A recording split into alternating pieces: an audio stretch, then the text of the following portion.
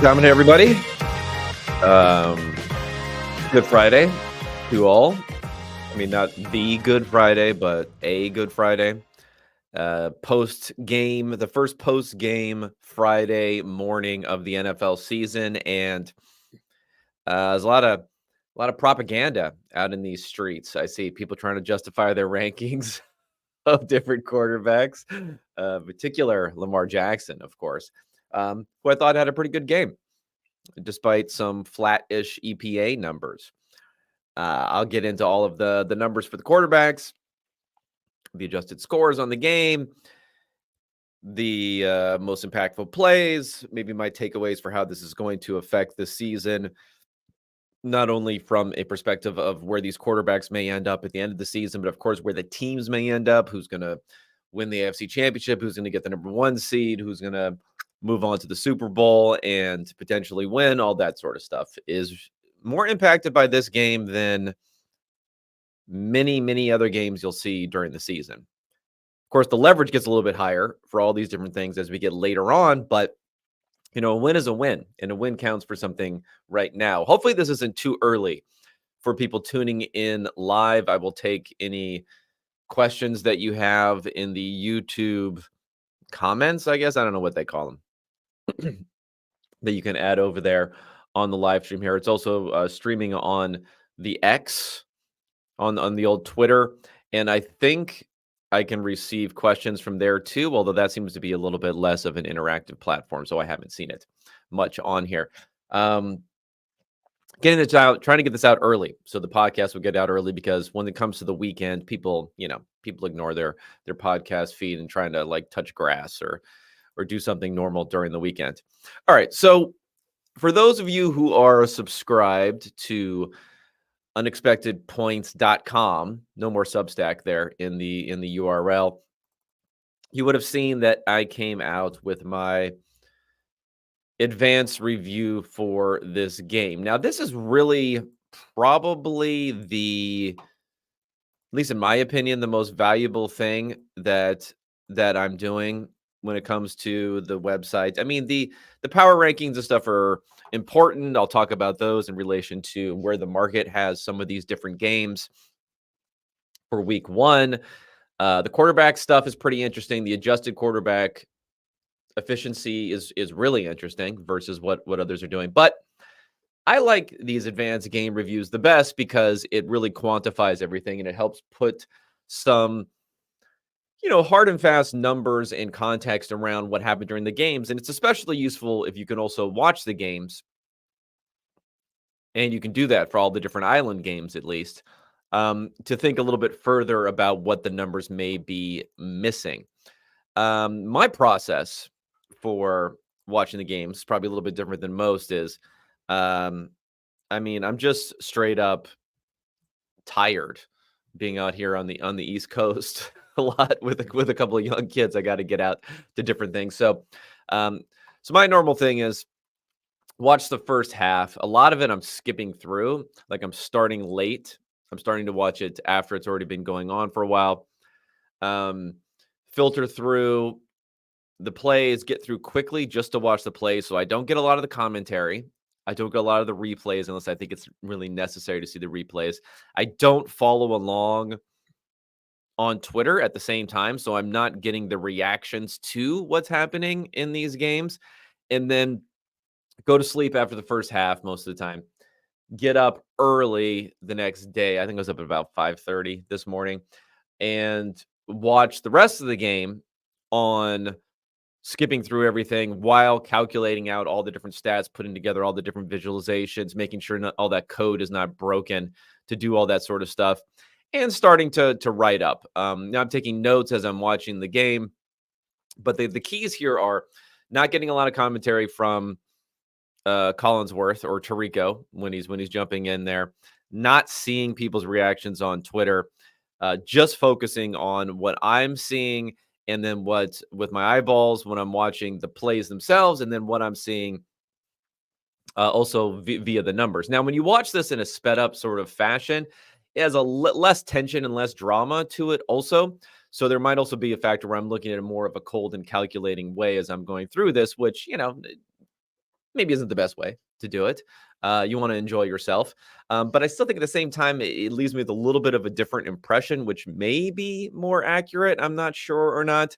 From some like post game things that I listened to this morning about this contest, I was surprised that there was a decent amount of positive sentiment around the Ravens. Not that the game wasn't close. I mean, my adjusted scores had it divided by 1 point, but I wasn't a fan of how the Ravens had to go about producing on offense and the sustainability of that sort of figure. Okay, so let's go. I'm going to walk through again. These advanced reviews are all available on unexpectedpoints.com. We'll come for every island game. We'll have its own separate post. We'll have a morning and an early and late window post going through all of the different Sunday games. And for this one, the biggest thing is the adjusted scores, in which I also include the relevant metrics here. So the final score, 27-20, after that touchdown was wiped out at the end. The adjusted score is 25-24, so much, much closer. Well, why is that? I mean, we get an impression of that from the fact that they had that close play at the end, but it doesn't specifically filter in that play. It's basically saying the success rate was much more in the favor of the Ravens versus the Chiefs. The Ravens didn't get as many explosive plays. And if you look at special teams and penalty advantage, one of the most fluky, lucky, high variance, however you want to frame it, aspects of the game, the Chiefs had an 8-point advantage when it came to this. 2.6 points of that came negatively for the Ravens on the 53-yard missed field goal from Justin Tucker. Penalties hurt them a bit more during this game also. So you add all that up, it's an 8-point differential and advantage that Kansas City was getting there. And these are things, again, that some of it sticks out in our head. The penalties probably stick out in our head because there was all these illegal formation penalties and people are arguing about whether or not who's off the line, who isn't, who's getting favored, who isn't, those sort of things. I largely ignore, that sort of stuff because it's all going to wash out in the end. But the Ravens did have a pure disadvantage from a number standpoint when it came to those things. Turnovers were basically equal. Kansas City had a little bit of an advantage there in EPA. It was a more costly turnover because of the location of the field in which it happened, and it was a negative play when it's a strip sack.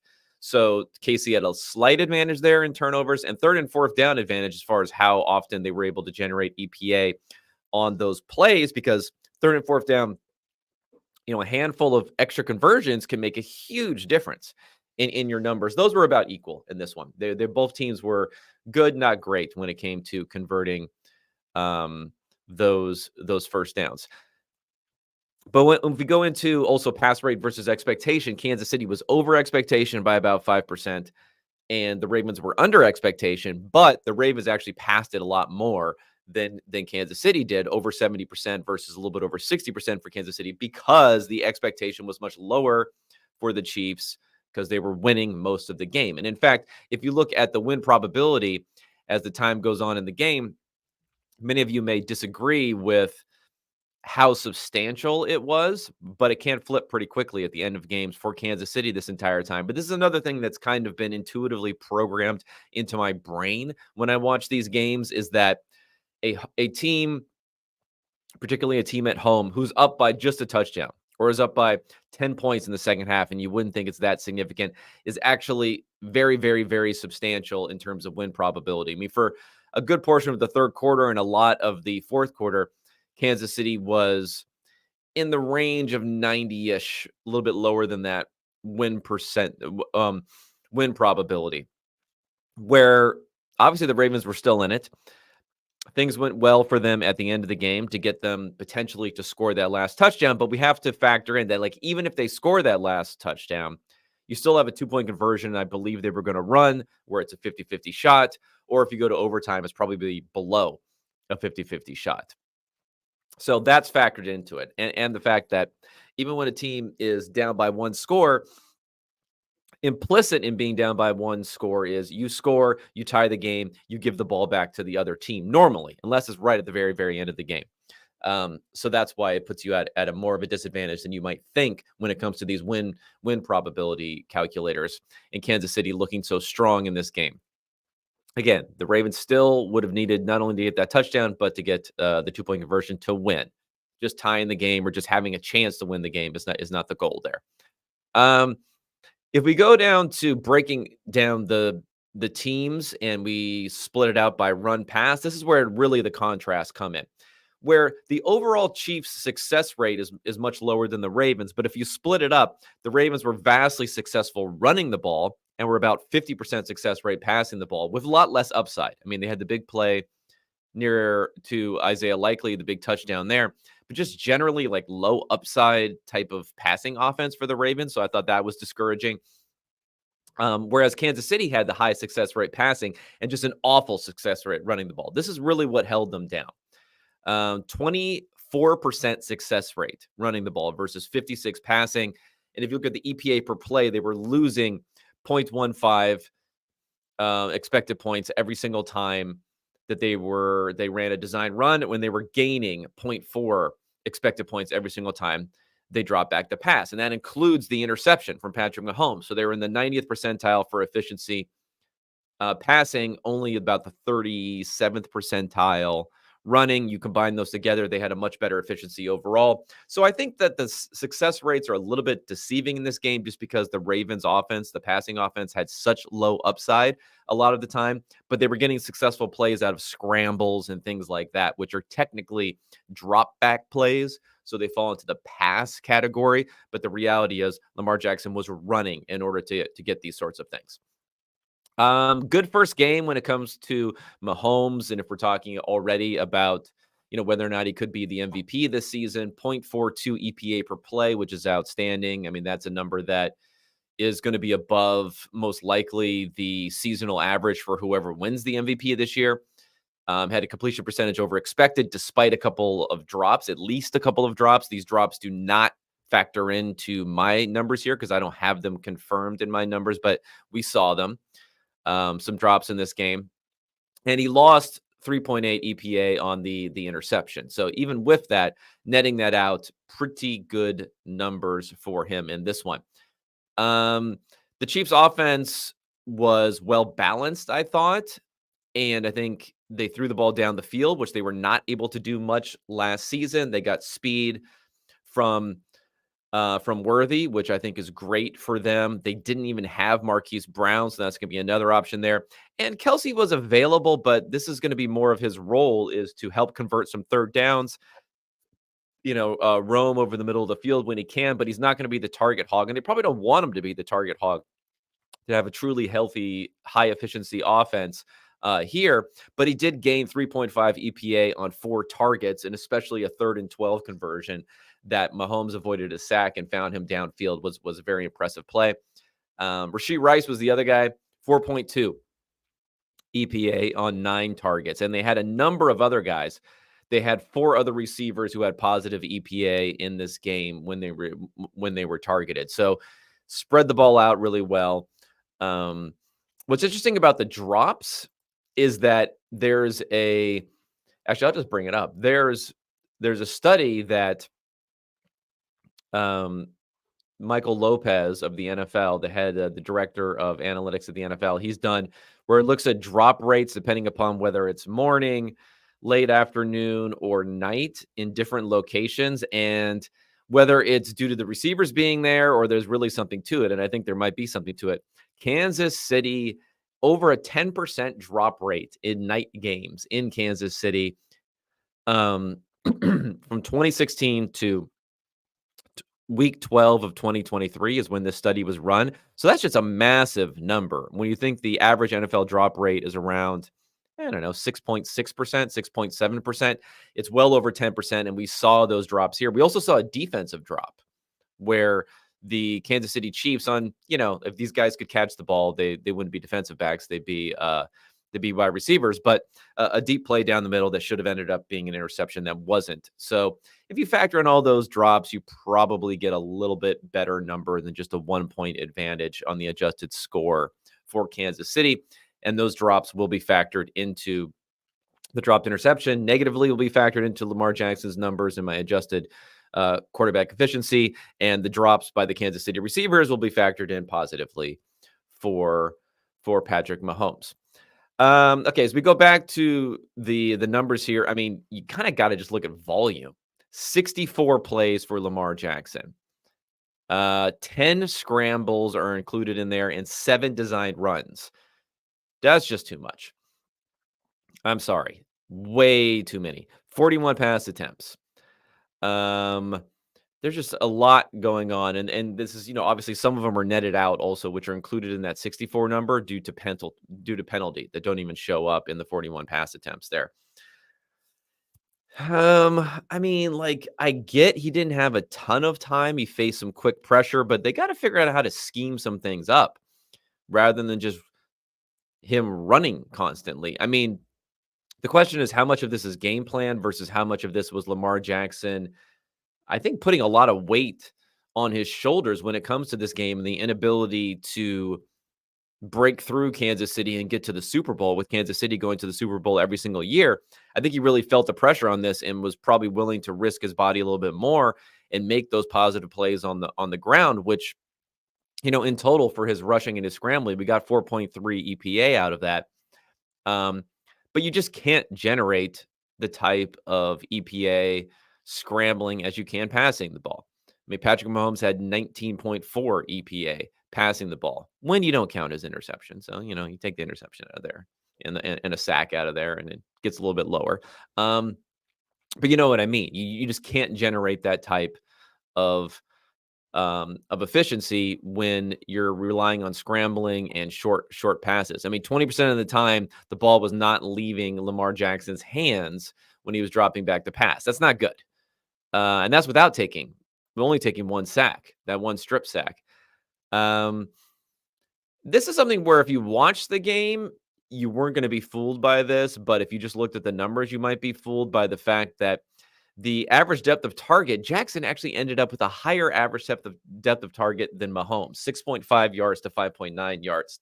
He only had, 1 yard, I think, average depth of target in the first half, but then they were chucking the ball down the field, sometimes fruitfully, often not fruitfully later on in the game. So that average kind of throws us off. And if you look at the distribution, I put the distribution in the post for you, you can see that the distribution is much thicker for Jackson when it comes to plays that are, let's say, 3 yards past the line of scrimmage or behind the line of scrimmage, that sort of range there. Many more passes of that nature for Lamar Jackson. Many more for Mahomes when it comes to about 5 yards to 25 yards downfield. And then past 25 yards downfield, you have this weird thing where it reverses for Jackson. And after you have barely any throws in that 10 to 25 yard range, it goes way up 30, 35, 40 yards down the field on times where he was just chucking it downfield, which was dramatically boosting the average depth of target, but not really a good illustration of the passing game. The passing game was somewhat dysfunctional for the Ravens and their inability to hit anything in the short to intermediate passing game, not like the behind the line of scrimmage passing game. And that, maybe it's a function of the Kansas City's defense being really good. And I thought that they played very, very well. Because like if Lamar wants to run the ball and you get a decent offensive outcome, it's pretty hard to stop that. So I thought that they played well, and maybe Jackson and the offense will be a bit better. But if he has to continue running like this, again, 17 times he was scrambled or design run plus a sack, where that's another, like, at least a hit there. A little too much for the slim down Lamar Jackson. Let's remember, it was only the 2023 offseason where we're discussing Jackson's injury history when it came to his extension at that point in time. So injuries aren't completely out of the rear view, and possibly something to worry about going forward. And this is really the main reason that I'm a little bit more negative and maybe on the Ravens going forward than I would have been, but it's a minor factor. It's a minor factor. And maybe a little bit more positive on Kansas City than I would have been because of the ability to spread the ball out all over the place. And, Andy Reid's going to Andy Reid, and they're going to run the ball too much probably down the stretch, where they could have just been pouring it on a bit more passing the ball. But, that's the way it goes. If you look at the biggest plays that happened, so the Isaiah Likely catch and run for 49 yards was a huge play. It basically negated the Lamar Jackson fumble early in the game. Those were the two biggest plays. The next two biggest plays were a positive and negative for the Chiefs. The touchdown to Xavier Worthy, and then the interception over the middle of the field. And then it's a smattering of positive plays for the rest of them there. And the last illustration that I have in here is for fourth down decisioning. So the Ravens went for it both times that they should have, that they would gain more than 1% win probability. One of them was fairly obvious on the second to last drive, which eventually led to a field goal. The other one was not something that most teams would do. 4th and 3 at midfield. They did it. They did not convert it. And of course, the typical crowd will be good decision, bad play call, which is pretty much what you say every single time something doesn't work out. But if you look at the play call, and this was confirmed by Mike Renner, well, not confirmed, but this was seconded, I'll say, by Mike Renner at PFF. I saw a tweet where I tried to look back and see what people were saying about that play, because to me, it looked like a run pass option because how the offensive line was blocking and coming off the ball. And that's what Renner thought too. So, Jackson did have a choice on that one to run it or to pass it. I'm not saying that the run option looked great. Maybe where he threw it was the best place and it was poor execution by the team. But, we always like to jump on these play calls as if you just made the right play call every single fourth down, you'd convert every single time. And it's pretty easy with hindsight bias. Okay, so concrete takeaways. The Chiefs betting odds now to win the AFC went from about 23% to 28%. And maybe you'd think that's not a big deal, but you add 5% to 23%, you do some quick math there. That's going to be a 20-ish or higher gain on it, a relative gain, to go up to 28%. And then the Ravens only went down slightly, but there's a smattering of other teams now that the Chiefs are in a little bit of a more dominant position who also lost their win probability.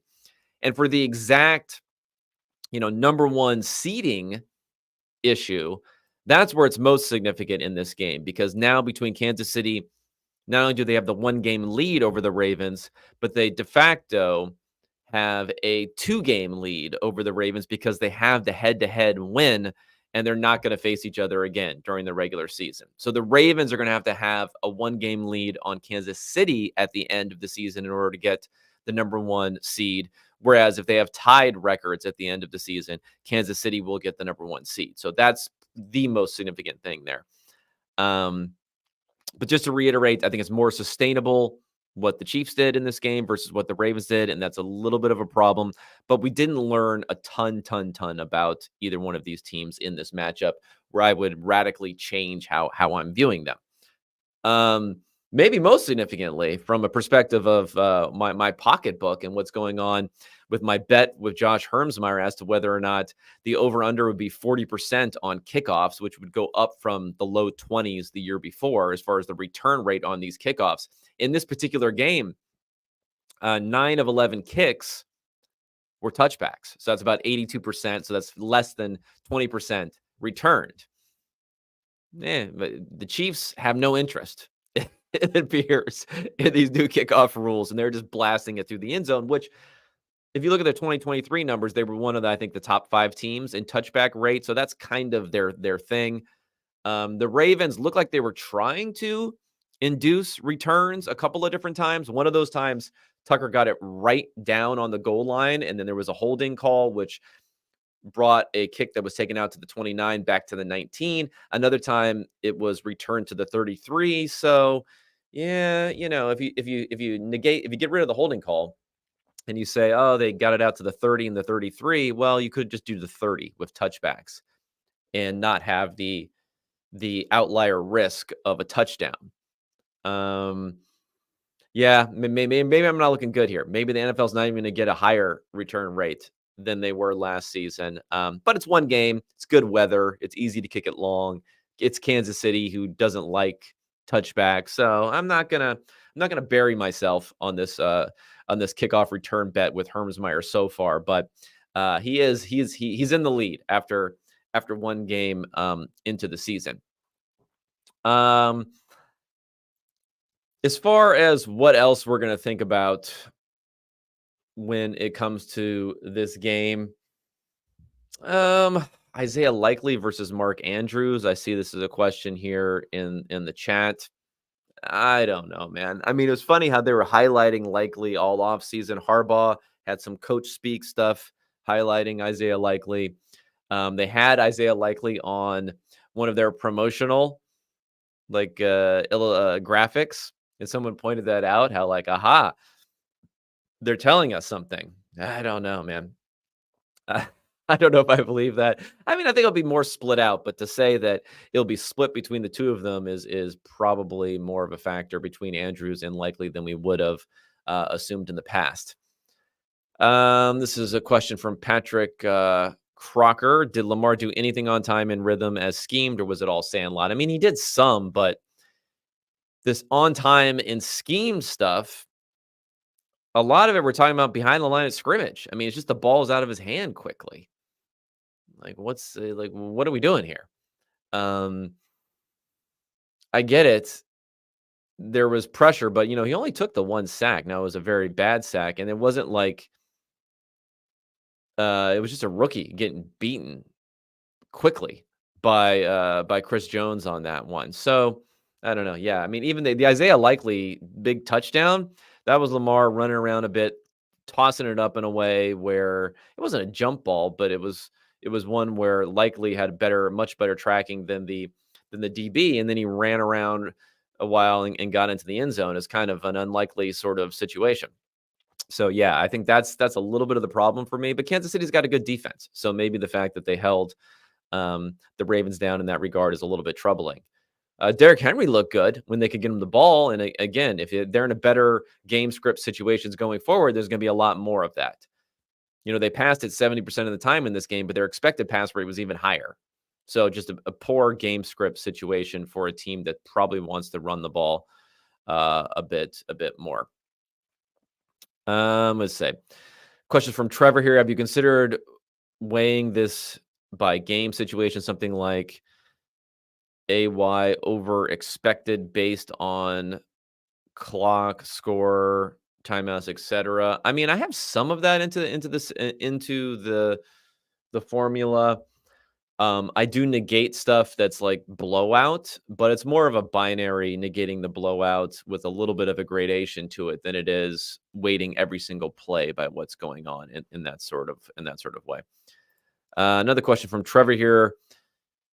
Justice Hill versus Henry. Hill definitely got the pass snaps. Interesting use of cap space. Well, I mean, Henry was targeted sometimes in Tennessee. They would decide to make him the targeted guy. Let's face it, that's just not what he does. So, yeah, you could say interesting use in cap space because catching the ball is more valuable from an absolute perspective, but finding someone who's good at catching the ball, and again, they were in poor game script situations. So, having Justice Hill in the game versus Derrick Henry, it wasn't like they were telegraphing a lot what they were going to do because the Chiefs kind of knew they had to pass a lot in the second half and on poor down and distance situations and poor score differential situations. So, if you want to talk about cap space and how you want to use it, yeah, you make more EPA on an absolute basis on these passing plays, but then again, it's more replaceable, that skill set. So maybe it's not worth as much. And if you think Derrick Henry is going to plunge you over the goal line a few more times, he did gain how much? How much EPA did he gain? I thought I put it in here. Did I put it in here?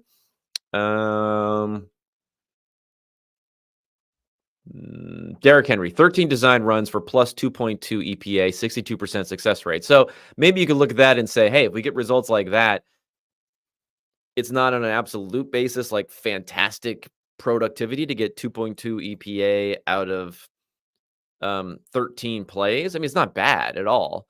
It's pretty good. It's pretty good even for a passing offense. But maybe if you look at that and you say that differential is worth so much more than another running back in the same situation, so therefore Henry's worth the money. I don't know. I don't know. Air yards. I see here. Air yards was what Trevor was talking about when he was talking about AY earlier. Yeah, maybe we can look at that. I mean, I do give more credit to air EPA versus yak EPA. So that is put into the equation a little bit because of that. So that's what comes into that does come into play at least a little bit when it comes to my numbers. All right, so I'm going to wrap up talking about last night. Let's go a little bit into the next week. And specifically, what I want to talk about is kind of the power rankings that I have and the methodology that goes into that. So, this will give you an idea when I'm rating all these different teams, what exactly it means. So, a lot goes into these power rankings that I put together. So I'm going to go back to the post that came out with a few weeks ago, the initial power rankings for the season, which details the methodology a little bit more, and then I'll get into how I view these teams going into this week. Of course, with the caveat that we have one game under our belts here that'll shift around things slightly. So the power rankings, the adjusted scores that I talked about go into it a big deal. So you can look at the 2023 results where San Francisco was clearly the best offensive team and was a really, really good defensive team. Kind of put them in a different tiering based upon just the 2023, what ended up happening. And remember, we can't ignore the fact that Kansas City was not that great during the regular season offensively. Baltimore was not that great offensively last season. They're really good defensively, but the delta between offensive and defensive performance is just higher when it comes to offense. So San Francisco being the best offense, but slightly worse defense than these other guys still puts them on the top. So again, first thing, 2023 goes into it. 2022, very, very, very decayed, where barely goes into it at all. So that's the first thing that goes into the power rankings, is looking at how these teams performed in the past, and then what does that translate to when it comes to the expected point differential against an average team on a neutral field. That's the preferred metric that most people go with for power rankings, and how you compare these different teams is you say, if they face an average team on a neutral field, what would your median or expected or mean point differential be in that circumstance? So that's first off, you're looking at all that. Then the second thing that goes into this is the improvement index. So my offseason improvement index, for those who have seen it, it looks at the plus minus in points gained potentially by teams based upon their roster move. So this is, sometimes it's someone coming back when it comes to the Jets, from like Aaron Rodgers coming back from injury if they miss basically the entire season, but that's not always the case, where it looks at season end rosters for these teams versus current roster. We project the season end roster from last year for 2024. Then we project the current roster for 2024. What's the differential between those two things? Okay, so it's not looking at actual results from 2023 and comparing them to projections for 2024. It's looking at projected results for 2024 with two different types of rosters. One, there's no changes. One incorporates all the different changes. And this is ranked in point differentials, and point differentials can look big sometimes. If you look at teams gaining 30 points or losing 70 points when it comes to the Ravens, but point differentials, if you think about it in terms of games won and lost, it's about 35 points for a game. So we're still talking about a delta of one game gained versus maybe 2 games lost. And even that Ravens number is pretty big. It's a little bit overstated. They're going to find some replacements who aren't going to project that well according to my numbers, but will probably play a lot better than the numbers. So for the most part, like offseason changes that are coming into play are affecting things by 1 to 2 games at most. For all the hype and excitement and movement of players who are non-quarterbacks in the offseason, just not a lot changes. And even for quarterback moves, I mean, you're gonna get a significant thing like Kirk Cousins coming in for Desmond Ridder. I mean, that's a big move, or Taylor Heineke, or whoever you want to put as the default 2023 quarterback. 2023 roster quarterback for the Falcons. So that's going to be a big move, but still Kirk Cousins is like the highest level free agency quarterback that you're really going to see out there, like a much, much higher level than any others that you see move. So even that, when you're getting, a win out of Kirk Cousins, maybe more, I think it's a little bit more than that according to my numbers, but the Falcons number overall is mitigated by some losses there. Um, that's really where you're going to get a big numbers out of quarterback, and then it just doesn't happen that often. We happen to have Rodgers coming back and Cousins making a move, which moved things a bit, but for most of the time, it's a bunch of tiny incremental gains or losses, depending upon non-quarterback gains or losses. Draft value is also a part of this, which is why Chicago is second and moves up quite a bit. Okay, so this goes into it also, into the power rankings. You look at what happened last year. You look at the player improvements. The next thing that goes into it is the adjusted quarterback efficiency. So certain aspects of what I look at when I adjust quarterback's efficiency, certain aspects are more likely to continue this season than others. So things like yak over expectation is more likely to continue this year than fumble recovery luck is pretty random. So it won't continue that well. Strength of schedule. Last year, sometimes teams had a much worse strength of schedule than you would have thought. And this year, we're starting over from square one, so we don't know a ton about the defenses. And even the ones that we do, the strength of schedule adjustments are going to be less. Dropped interceptions. Those are things that are pretty fluky generally. There's some stickiness to drops when it comes to quarterbacks, believe it or not. Maybe more about target location than it is how they throw the ball. But so anyway, so I make adjustments based upon especially the unlucky things that they happened last year. Now, some of this fed into the adjusted score. Some of it goes straight to the quarterback. So someone like Trevor Lawrence was unlucky last year. So the Jaguars are going to get a little bit of a bump when it comes to that sort of thing with drops and in particular. And someone like Brock Purdy was lucky, although that's mostly yak over expectation. So a lot of that continues. Who's a better guy? CJ Stroud was fairly lucky when it came to a very, very low drop rate last year and some dropped interceptions, which will not necessarily happen this year. Okay, so that also goes into it. And then we also have adjusted games lost, which is a number from formerly of Football Outsiders, which is now at FTN data that they're putting out there, where the Texans had a ton of adjusted games lost. They lost so many games offensively, mostly on the offensive line. They also lost some on the defense. So this is another factor of saying, okay, if you have better health this year, like how well will you be able to perform? So this is another aspect that comes into how unlucky. I'm putting injuries to be mostly luck. I'm sure teams are doing a ton behind the scene to try to limit injuries. But I'm putting it down to mostly luck, at least on a season-by-season basis, and trying to adjust that to go into it. Okay. So all of that as once, it comes into the overall number. So I illustrated on here for those who had seen it.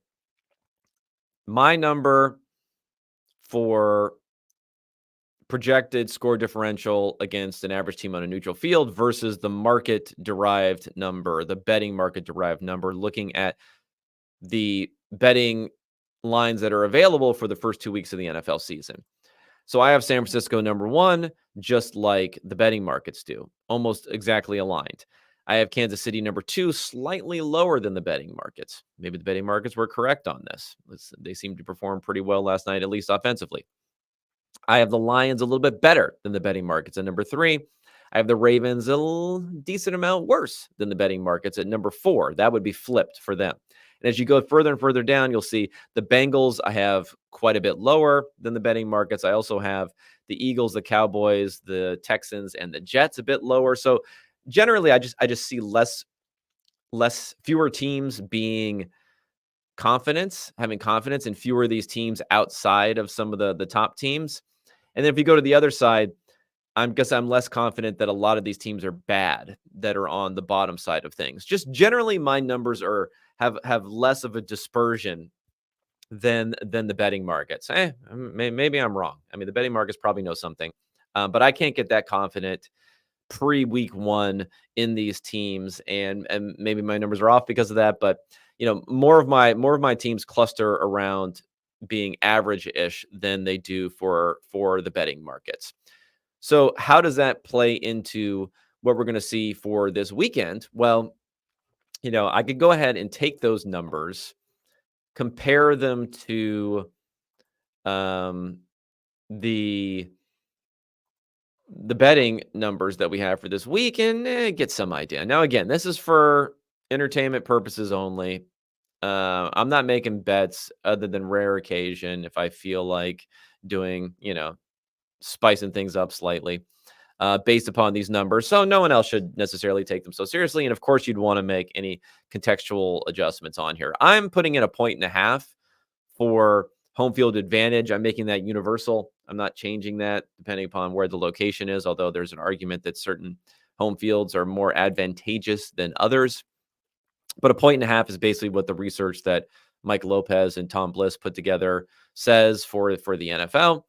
So I'm putting that in, and then I'm just go ahead and you can just put together these power rankings, and you get an idea of how I view this versus the market. So most of the games align very closely. A couple that don't. The first one is the Colts and the Texans. Again, my numbers are lower on the Texans than the market. So because of that, it looks at this game and it says, okay, the Texans, at least according to the number I'm looking at here, maybe I should look this up to make sure. The numbers I'm looking at here had the Texans as a 2.5 point favorite. Is that still the case? Let's see. Oh, it says 3 here. So this is better. So as a 3-point favorite, this is a lot better. It's a huge number going from 2.5 to 3, although it's looks like you might have to pay a little bit for this. Like it's if you want to get the +3, you got to do -115 at some places rather than -110. Um, but mine sees this as being, at least with the Colts at home, they should be slight underdogs as opposed to significant underdogs as a 3-point favorite there.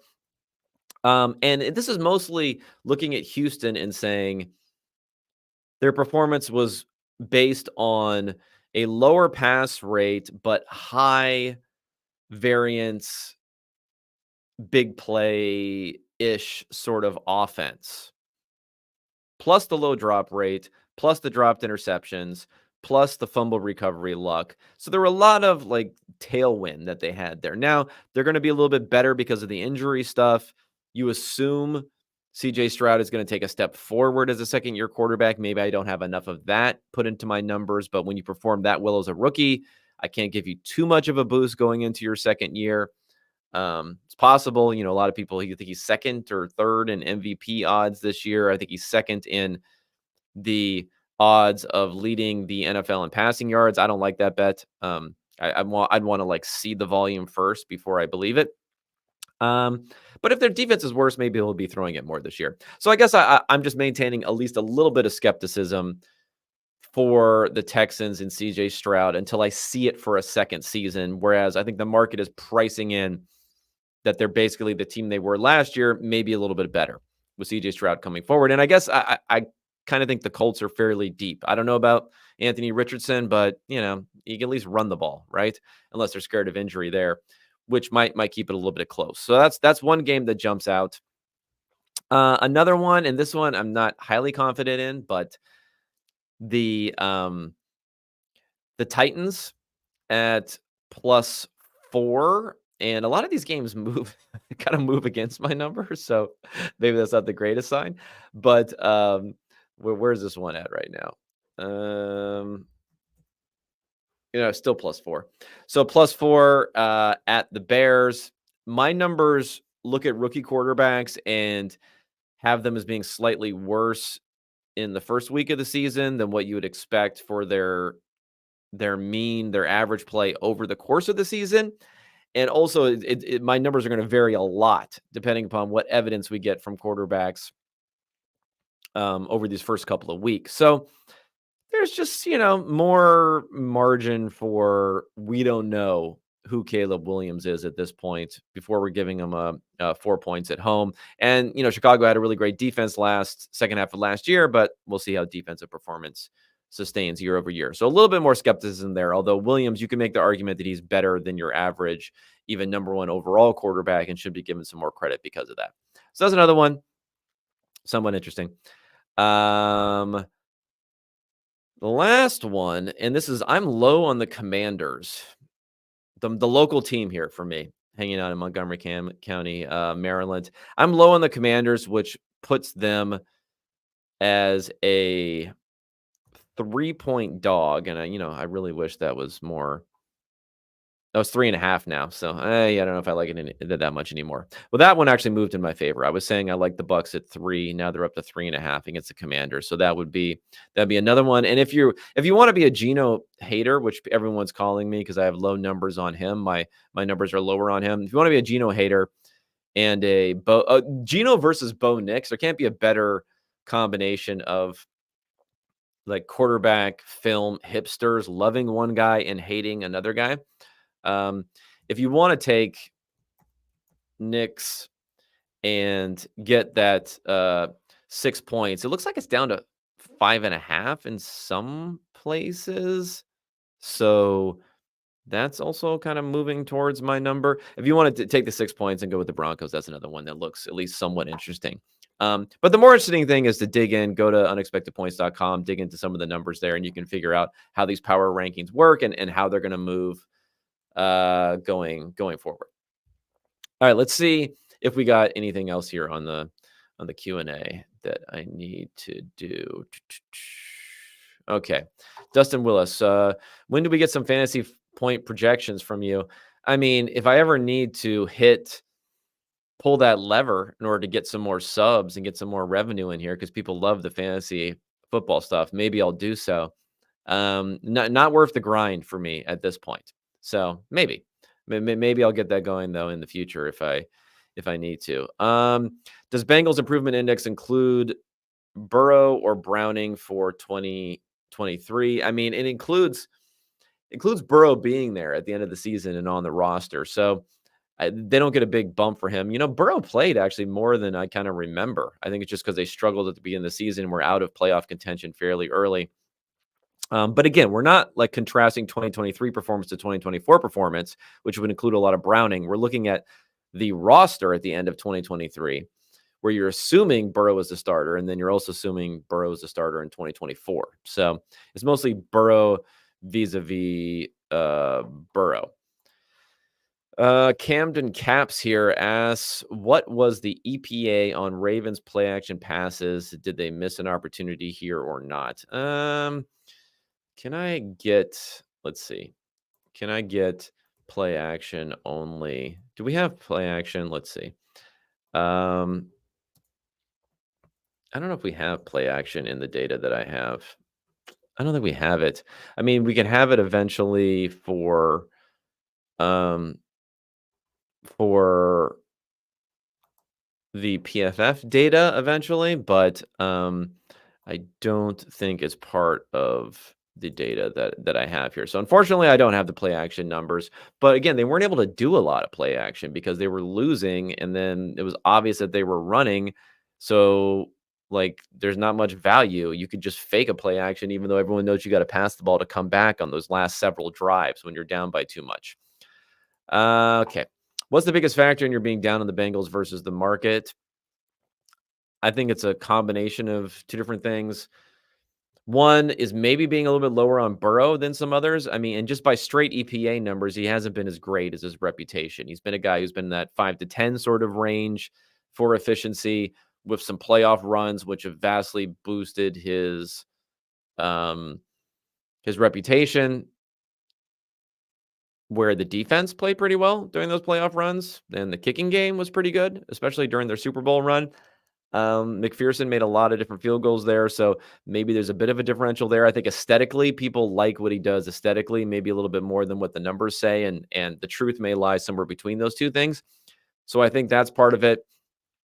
And I think it's just a tough guess as to how good that defense is going to be this year. So between those two things, but again, my numbers will update quickly on there.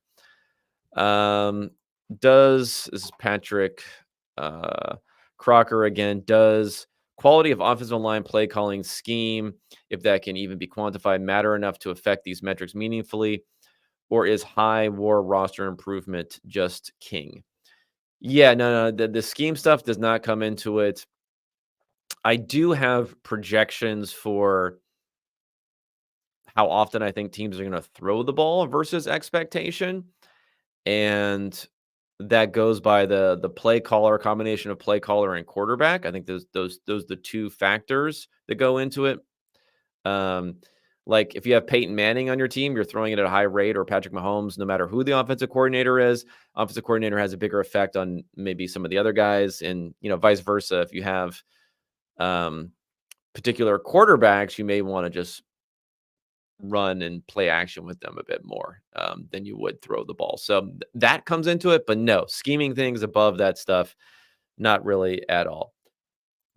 Dr. Tough Guy asks, how do you think about regression to the mean in Bryce Young? It seems like he was unsustainably terrible last year, but there's still a massive gap between his 2023 and competence. Yeah, I mean, I think the thing is, we don't want to have an asymmetric view, I think, generally, of rookie quarterback performance. And when I say that, I mean, there are a lot of people that look at CJ Stroud and they're like super confident that he's awesome because he had an awesome rookie year. And then people look at Bryce Young, and maybe it's not the best example because I think there are a lot of people who are confident that he is bad, but not as many, right? Like he was just as bad as CJ Stroud was good last year. But the amount of people who are confident that Bryce Young is bad is not nearly as high as the amount of people who are confident that CJ Stroud is good. Or if you want to flip that around, the amount of people that are confident who think that CJ Stroud could be bad is not nearly as high as the amount of people that think that Bryce Young could be good.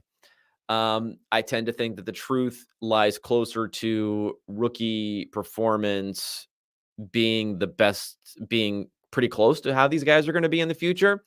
But I'm not as confident in CJ Stroud. But I'm probably more confident that Bryce Young is not good than maybe the market is on there. And I think when it comes to Young, also, if you want to be contextual, filmy beyond the numbers about it, I do think you look at some aspects of his size and arm strength and ability to throw the ball off platform and see over the defense and how that translates to the NFL. And it didn't look good. So maybe there's some stickiness there. Maybe there's some like real stuff that isn't just variance there that could be a problem. I mean, we'll see with him. I don't think he's going to have a great supporting cast either this year necessarily. So it'll be better, but it won't be good. So I guess I might be a little bit more negative on the Panthers than some other. Thoughts on Chargers versus Raiders? Betting benchmarks has them at negative 5.6, a different aggregate of different models. What is the actual line on that one? It's +3. So you're saying that the market's like the Chargers at home by more than that. I don't know. Oh, you have it on here. Sorry. Trevor has it on here versus the market at -3. I mean, I guess if you have a chance to bet against Antonio Pierce, maybe you should do it. But at the same point in time, they had pretty good results last year against the spread. So who knows? Chargers are just, I guess they may run the ball a lot. I don't know receiver wise what exactly they're doing. They had this like big name defense that didn't end up playing that well the year before. They were pretty bad. I mean, if you just look at some of the numbers here, actually, hold on, I got to bring this up. So, like we know their offense struggled, right? Like that's not really a mystery to anyone who watched the Chargers. At least struggled vis-a-vis how we felt they should have been. But if you look at like their defense last year, I mean, 19th in defensive EPA per play. I'm sorry, 24th and then 19th the year before. I guess they're just not like, what are we pointing to for positivity there? 25th against the pass last year. That's going to be some ways the more interesting thing. Yes, if Herbert takes a step forward, all bets are off. There should be favored by a lot more than 3 points. Even if the defense stinks, but I'm still a bit worried about that defense and what they're going to do there because they didn't go all in, but they went all in ish with some of those moves, combining Khalil Mack with Joey Bosa, all that sort of stuff, and it didn't really pay off the way he wanted to. And of course, the offense like stunk even when Herbert was there. It wasn't great. It was not great. and pretty much the worst running team in the NFL last year. So that'll probably get a bit better. But I still think it's fine to be cautious on them. At least for right now. How much do you introduce volatility to your power rankings? Am I more willing to change my opinion on the Seahawks with the new coach versus the Rams? No, I mean, coach isn't going to come into it, but players will come into it. Like a quarterback who we know less about versus a quarterback who we know a lot about would matter much more so than a coach for me. The difference a coach might make, especially a defensive coach, when we're talking about the Seahawks, is going to translate more so to the numbers on defense, which will feed through to the models. I mean, maybe if you're talking about a pass rate over expectation type of thing and an offensive coach, you can make some adjustments for that. But other than that, I'm not really going to mess with it too much. All right. Thanks so much, everyone, for tuning in. I hope you enjoyed this. I'll be back at you next week. Maybe I'll come on Monday. Maybe I'll get Herms to do Monday instead of Tuesday to review the weekend. And then I can do a solo thing on Tuesday to review Monday night. Either way, we'll figure it out. Subscribe here on YouTube. Go to unexpectedpoints.com to get the advanced game reviews, all the different numbers, access to the Google Sheet, which has the power rankings, the adjusted scores, all the different player metrics, all that stuff. And let me just say, happy new season, everyone. I appreciate the support, and I'll be talking at all of you guys early next week. Enjoy the weekend full of games. Take it easy.